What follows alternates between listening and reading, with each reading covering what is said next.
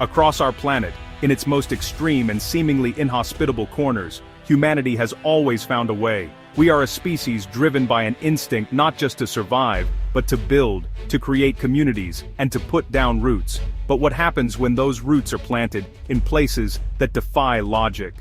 Places where the very earth seems to resist our presence, where isolation is a way of life, and where survival demands extraordinary ingenuity and courage. These are not just houses, they are testaments to the unyielding human spirit. Our journey today will take us to the very edges of what seems possible. We'll ascend to dizzying mountain heights where monasteries touch the clouds and towns cling precariously to sheer cliff faces. We will delve deep into the earth, exploring ancient cities carved from volcanic rock, and we will venture across vast oceans to islands so remote they are almost a world unto themselves. Each location presents a unique set of challenges, a unique story of adaptation and resilience that has unfolded over centuries, or even millennia. These are places that can inspire awe, bewilderment, and perhaps a touch of vertigo just by looking at them.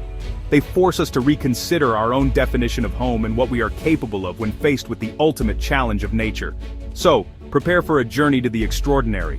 Let's explore 5 of the world's most jaw-dropping, isolated, and sometimes terrifying places people call home. Our first destination takes us to the plains of Thessaly in central Greece. Here, an astonishing geological phenomenon dominates the landscape. Enormous pillars of dark sandstone, sculpted by wind and water over millions of years, rise vertically from the ground like silent colossal sentinels. They seem to belong to another world entirely. And yet, perched impossibly on their summits, are structures that defy gravity itself. The monasteries of Meteora. The name itself, Meteora, means suspended in the air, and it is a perfectly fitting description. The story of Meteora begins over 1,000 years ago with hermit monks seeking solitude and a closer connection to God. These early ascetics, known as stylites, would live atop these pillars for years, isolating themselves from the temptations of the world below. They believed that by enduring such physical hardship and moving closer to the heavens, they could achieve spiritual purity. Their supplies, and, indeed, the monks themselves, were hoisted up in nets and baskets, a perilous journey that tested their faith with every ascent. Building these magnificent structures was a feat of almost unimaginable difficulty and devotion. With no roads and no machinery, every single stone, every wooden beam and every tile had to be hauled up the sheer rock faces, piece by painstaking piece. It was said that the ropes and nets were only replaced when the Lord let them break, a chilling testament to the faith required to live here. The monks created not just places of worship, but self-sufficient communities, complete with chapels, libraries, and living quarters, all balanced hundreds of meters above the valley floor. For centuries, this isolation was their greatest protection. The monasteries were virtually impregnable, providing a safe haven from political turmoil and invasion that swept across the plains below. The monks could continue their life of prayer and contemplation, undisturbed by the chaos of the outside world. The very act of reaching their home was a formidable deterrent to any would-be aggressor.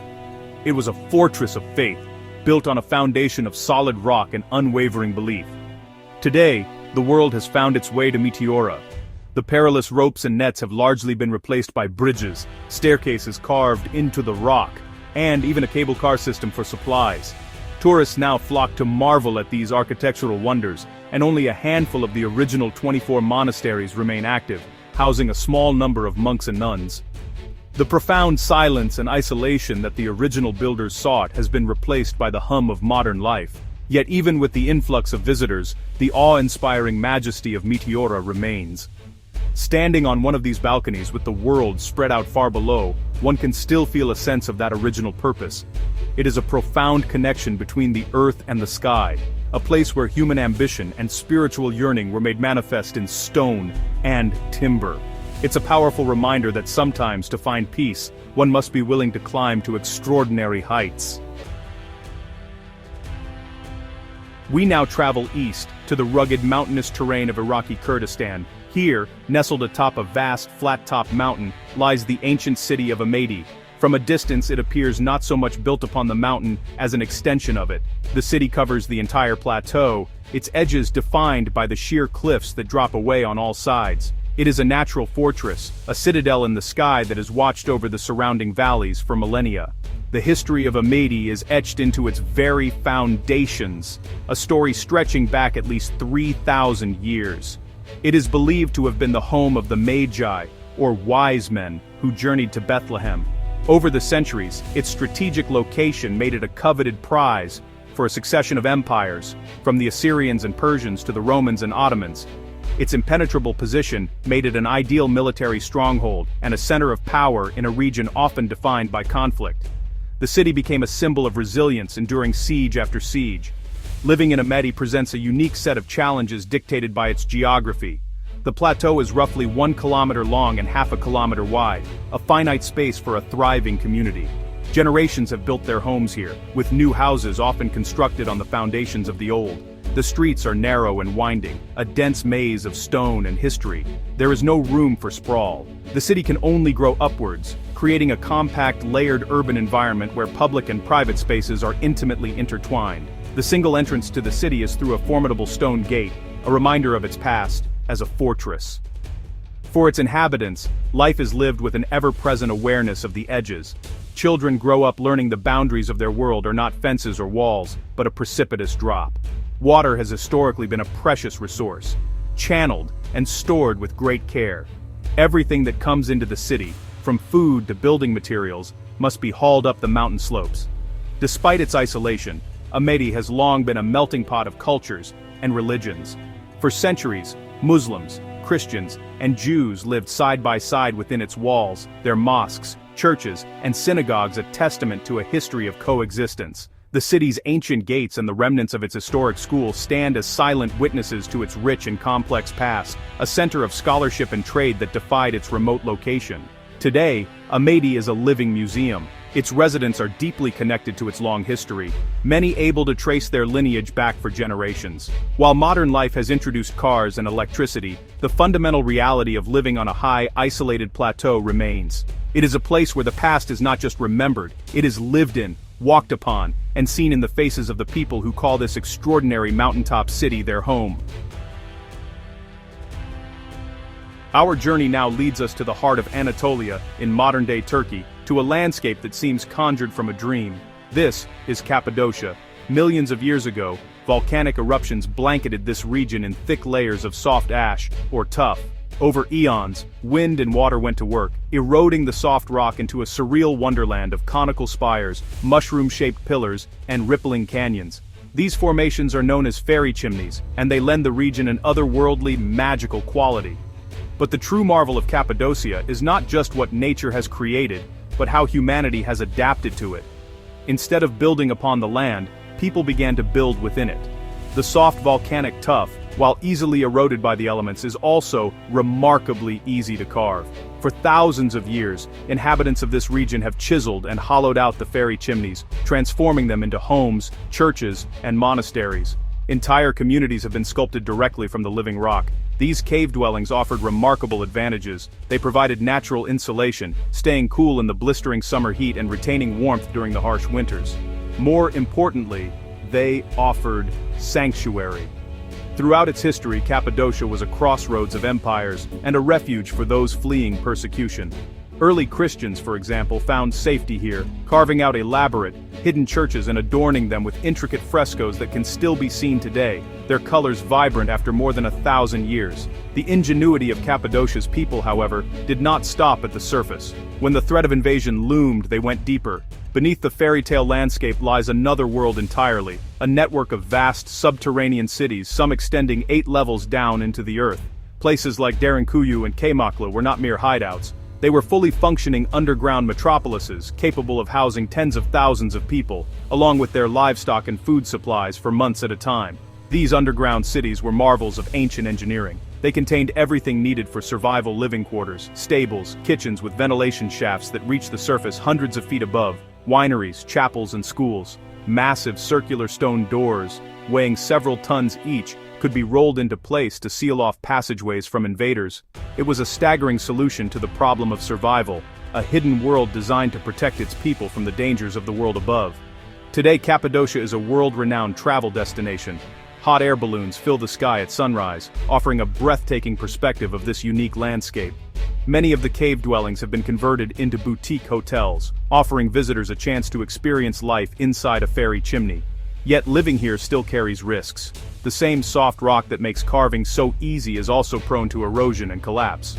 Residents must constantly maintain their homes, ever mindful that the very earth they inhabit is in a slow but constant state of flux. We now travel to Catalonia, Spain, to a town that embodies the phrase living on the edge quite literally. Castellfollit de la Roca is a place that seems to defy both gravity and common sense. The entire town is built upon a narrow sliver of basalt rock, a remnant of ancient lava flows. This dramatic promontory is over 50 meters high and stretches for nearly a kilometer, but in some places, it is barely 2 houses wide. On either side, sheer cliffs drop away to the rivers Fluvia and Torinel below. The town's origins are medieval, and its layout reflects a history of needing to be defensible. The houses are packed tightly together, forming a continuous wall along the edge of the cliff. They appear to grow organically from the rock itself, their foundations merging with the dark, volcanic stone upon which they stand. The view from the far end of the town is one of the most striking in all of Spain, a jumble of terracotta roofs and sandstone walls, culminating in the old church of San Salvador, perched right at the precipice. Life in Castellfollit de la Roca is shaped by its precarious geography. The main street runs down the spine of the promontory, with houses branching off to either side, their back windows opening onto a dizzying drop. For the residents, this is simply home. Generations have been born and raised here, accustomed to the compact living space and the constant presence of the void just beyond their walls. The sense of community is strong, forged by the shared, unique circumstances of their home. However, the very foundation of the town is its greatest threat. The basalt cliff is the product of 2 separate lava flows, and the rock is constantly being weathered. Erosion, caused by the rivers below and the elements above, is a slow but relentless force. Chunks of the cliff face have been known to break away, a terrifying reminder of the town's fragile hold on its perch. The residents live with an implicit understanding that their home is not permanent, that the ground beneath their feet is slowly being worn away. This constant creeping danger has led to ongoing monitoring and reinforcement efforts. Geologists study the cliff for signs of instability, and measures are taken to try and slow the inexorable process of erosion. Yet the long-term future of Castellfollit de la Roca is uncertain. How many more centuries can it cling to its narrow ledge before nature reclaims the rock? It's a question that hangs in the air, as present and as palpable as the cliff itself. Despite the risk, the town endures. Its people continue to live their lives, their homes offering some of the most spectacular and perhaps nerve-wracking views imaginable. Castellfollit de la Roca is more than just a picturesque village. It is a testament to the human ability to adapt to even the most precarious of settings. It is a community holding its breath, suspended between the sky and the river, a beautiful, fragile town, living quite literally on the edge of tomorrow. For our final destination, we embark on a journey to one of the most remote inhabited places on Earth. We travel deep into the South Atlantic Ocean, 2,000 kilometers from the nearest continent, to the island of St. Helena. This tiny volcanic outpost is a speck of land in a vast and empty sea, a place of profound isolation. Its capital, Jamestown, is squeezed into a narrow, arid valley, wedged between 2 towering, barren cliffs. St. Helena's history is defined by its remoteness. Discovered by the Portuguese in 1502, it became a vital stopover for ships on the long voyage to the East Indies, but it is most famous as the place of Napoleon Bonaparte's final exile. The British chose it precisely because escape was deemed impossible. The island is surrounded by high cliffs and buffeted by strong ocean currents, a natural prison from which there is no easy return to the world. Life in Jamestown is claustrophobic and vertical. The city is essentially one long street that follows the valley floor from the harbor inland. There is nowhere else to build. The cliffs loom over the town, casting long shadows and creating a sense of being perpetually enclosed. To escape the confines of the valley, one must go up. And the most direct and most intimidating way up is a structure known simply as Jacob's Ladder.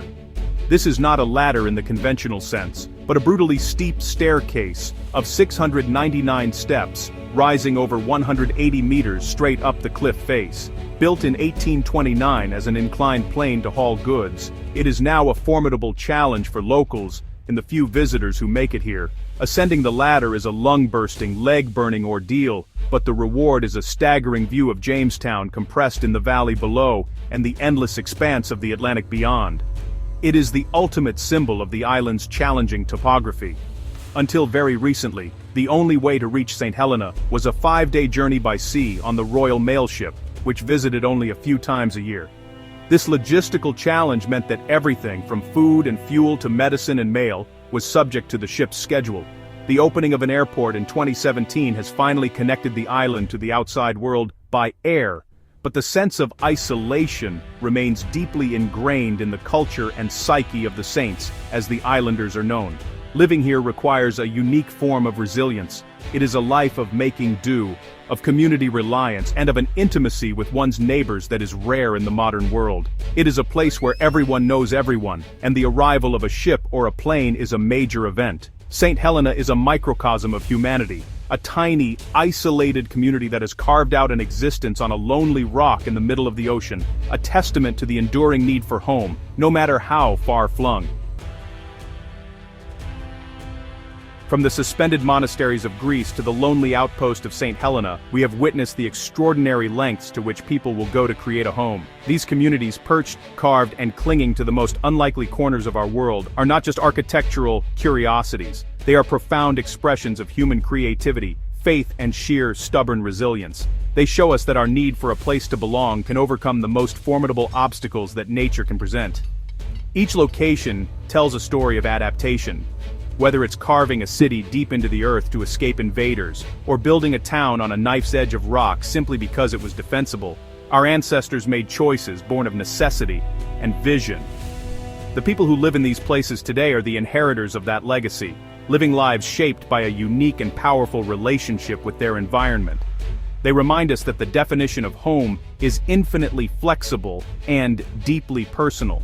These places challenge our notions of comfort and security, yet they are cherished homes, rich with history and community. They prove that the human spirit is not easily deterred by a sheer drop, a remote ocean, or a little geological instability. So whether you crave the high ground, a cave with a view, or a town that's literally hanging on by a thread, just remember home is where the heart, and sometimes a little vertigo, is.